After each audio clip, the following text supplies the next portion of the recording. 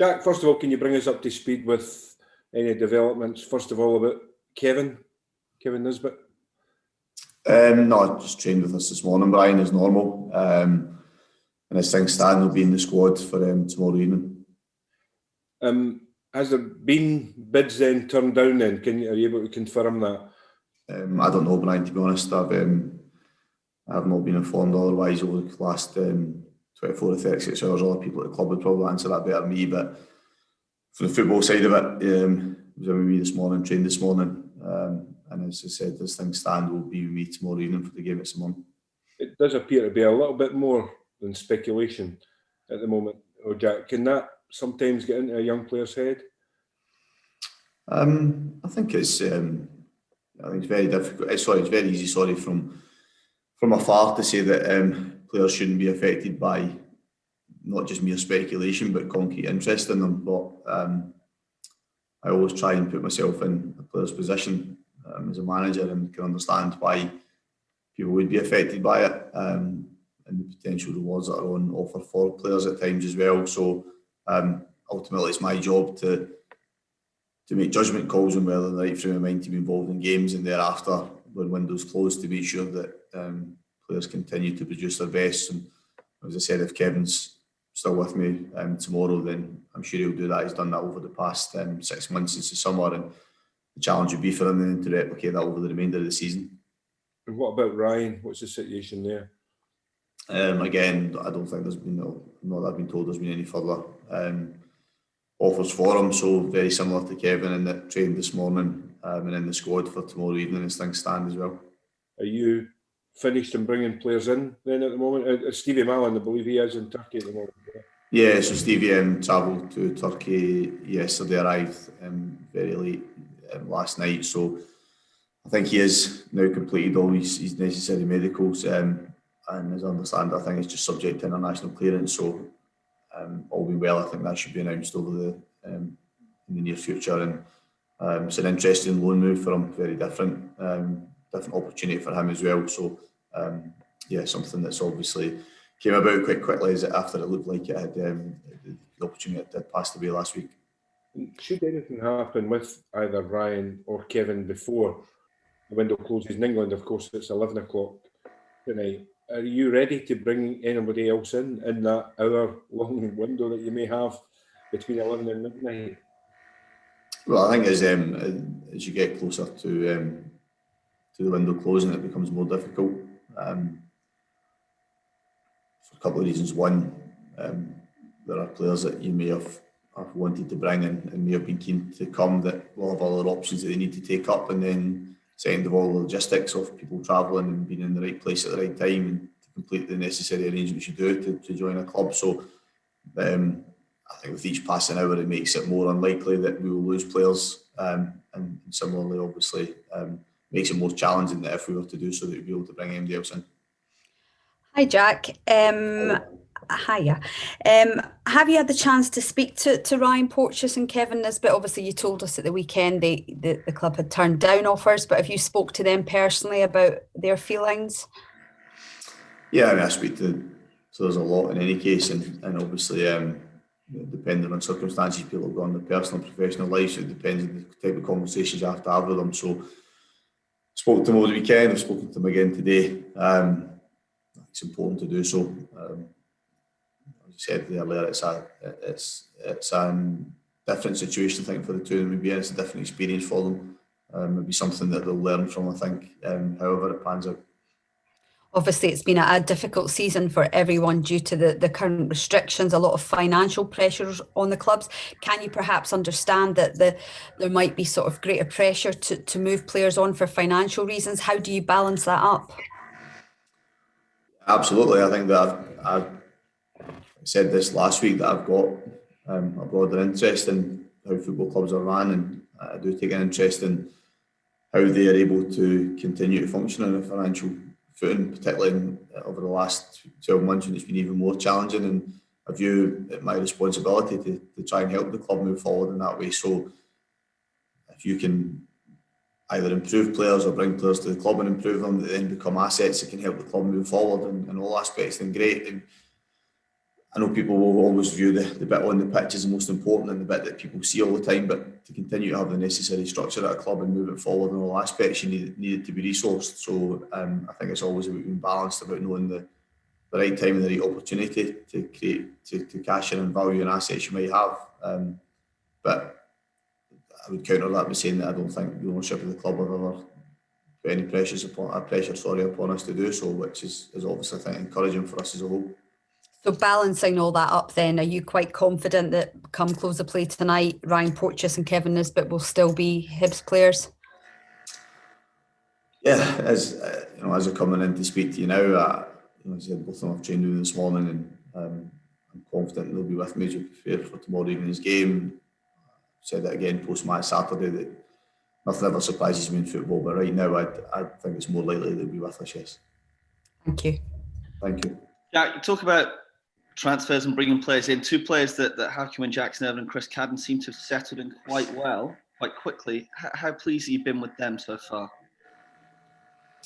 Really pleased. There was an element of risk bringing them in mid-season because the lack of game time recently. Obviously, Jackson had a longer spell out the game, and even though Chris had been active for Columbus, he hadn't had a huge amount of game time. So, and then when you bring somebody in a January window, you really need them to hit the ground running. So we took a risk in that respect, but I think we've seen already the quality they provide, and I think they give us things that we didn't necessarily have within the squad, which is always important. So that increased athleticism and pace, and I think they've shown that. And I also think the two of them have got better with each passing game, which is encouraging as well.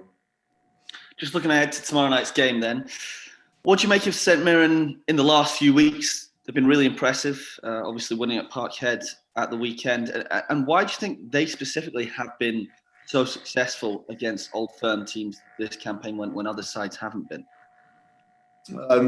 First of all, I think the result of the weekend is a significant one in terms of the history of the club. If you look at teams don't win regularly at Ibrox or Parkhead, and I think the number of years that have passed since someone had done it, so that in itself is a terrific achievement for Jim and his players. I think he's put together a squad that I think you believe should be highly competitive in this league, and I think they've shown that in the main this season. In terms of specific to those games, I have no idea because I've not watched them. So, and I don't work with Jim's players every single day, so I don't know in terms of why they've had success in those two matches. Does it make you more wary though that you come up against St Mirren when they have been so successful against the top teams? No, I don't think that has any bearing on how you view the opposition. I think you make a balanced judgment on the opposition you face based on what they've done over the course of a period of matches, regardless, not just against what people perceive to be the two top teams in the league. Thanks, Jack. Thank you. Jack, you mentioned obviously the financial pressures on clubs, all clubs just now. How pleasing is it that you've got owners there that are willing to reject significant offers from clubs for your players? Because, I mean, it can't have been an easy decision for them, I'd imagine. I think it gives hopefully people that have committed to the club in terms of supporting the club financially. So the fan base that has done that in recent times, that has enabled us to be competitive this season. I think it gives them comfort in terms of how the club is moving forward and the stability it has. The ins and outs of that and the intricacies of it would be best described by the senior management. But I think that it's encouraging signs for the club, the fact that in this period, the turbulence that all clubs are enduring, that we can see fit to believe that we're not in a position that we have to jump at offers that come in. There's a lot of soft talk that perhaps yourself or Aberdeen or another club could get second place this season, Jack. I mean, how realistic is it, you think, that someone could split Rangers and Celtic this season and finish second in the league the way the form's going for teams? Well, first of all, for us, it's about just accumulating as many points as we can. It's been our focus from day one of the season, and we, in the main, have done that well with a sticky patch since Boxing Day that we hopefully have put right with the result of the weekend. But if we continue in that manner, we're going to get close to, I think, the highest number of points that the club's had in this league. So that's a big incentive for us. Where that leaves us in the league table is difficult to say. In terms of how realistic it is, I think it's still a big challenge for every club because of the resources of the top two. but the league table at the moment and the points total would point to it not being ridiculous, given the gap that's between second, third, fourth, fifth teams at the moment. So it's not something we've spoken about, but I think that everybody knows that if you continue to accumulate points positively between now and even the split, then we would go into that in a really competitive position. Thanks, Jack. Thank you. Hi, Jack. Is there any injuries after Saturday's match?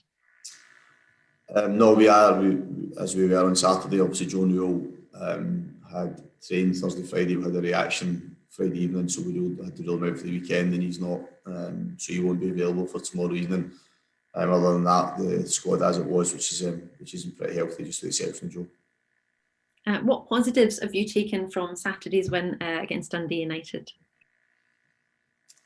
Well, I think when you go away from home and obviously we kept a clean sheet, showed quality in terms of the goals that we scored, and I think had that robustness and resilience about our performance that I think we showed again on Wednesday, the previous Wednesday against Rangers, in terms of the performance level, and I think that we had maybe drifted away from a little bit in 2 or 3 of the recent games. So I think it was encouraging us for us to get back. I think that as a group they've felt a lot better the last couple of matches. So performance level, I've been pleased with the last 2 games, and obviously you want results to go to run parallel to that, and certainly that result away from home is pleasing for us. And as you mentioned, another clean sheet. That's 11 clean sheets so far this season. Is that something you're focusing on, and what are you doing with the team to train on that? Well, last season we didn't have a good defensive record as a whole team.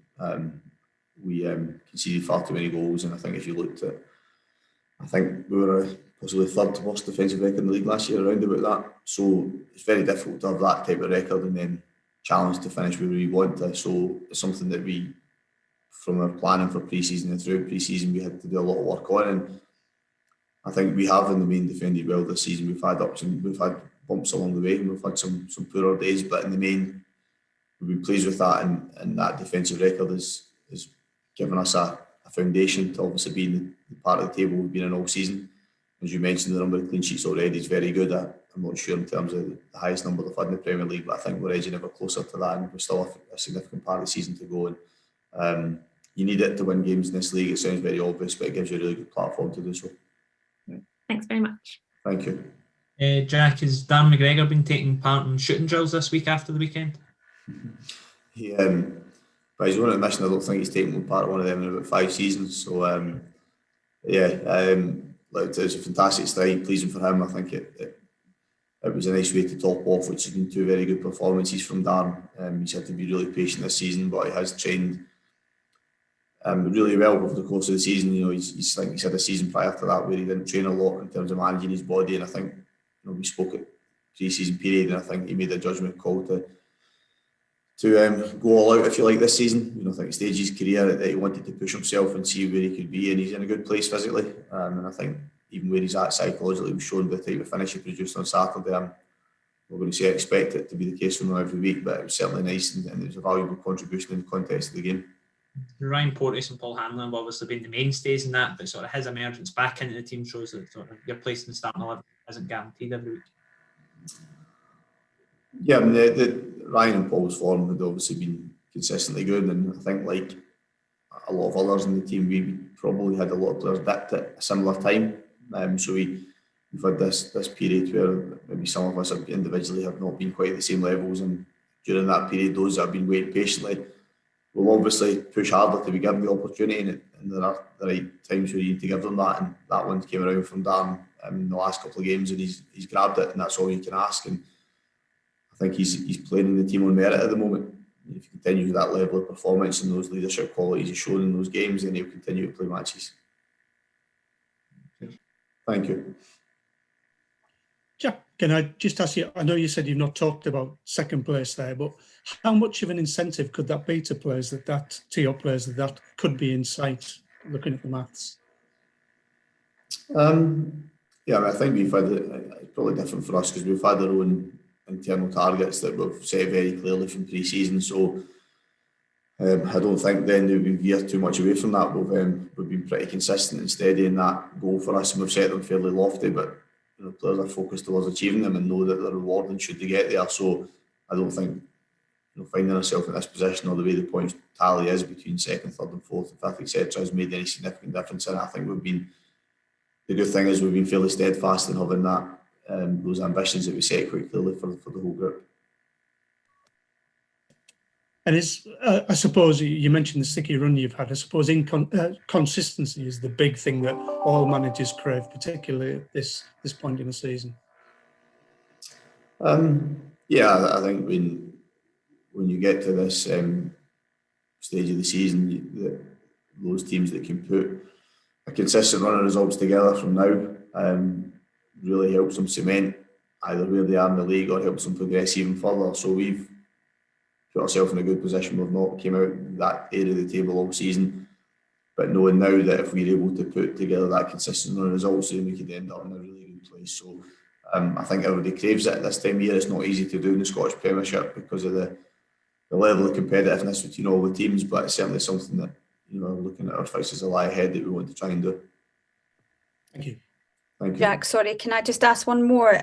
Josh Doig, has there been any offers for him at all, or is he still firmly in your plans? Yeah, no, we've had nothing concrete, Lorianne, on Josh. I think that time will come for him in the future. I would imagine if he continues the progression he's made this season, he's been a real revelation this season. His progress has been pretty remarkable, and I think he's another one that's improving each passing week. So thankfully he's not one that I've had sleepless nights over the last few days, but I'm sure that time will come for him.